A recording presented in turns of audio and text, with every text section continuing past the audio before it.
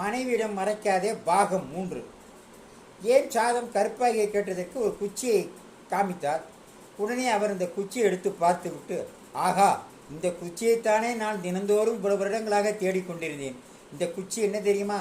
ஒரு மகிமையான குச்சி என்றார்.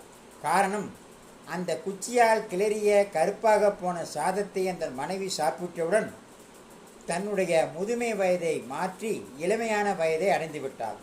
அவள் இளமையான வயதை அடைந்ததை பார்த்த கணவன் எப்படி என்று கேட்டபொழுது, அந்த குச்சியால் சாதம் கிளறியதையும் சாதம் கருப்பாக மாறியதையும் அந்த சாதத்தை தான் சாப்பிட்டவுடன் இப்படி இளமை வந்ததையும் கூறி அந்த குச்சியை கணவன் எங்கே என்று கேட்க அந்த குச்சியை காண்பித்தால், இந்த குச்சியைத்தான் நான் தேடுகிறேன் என்றாள்.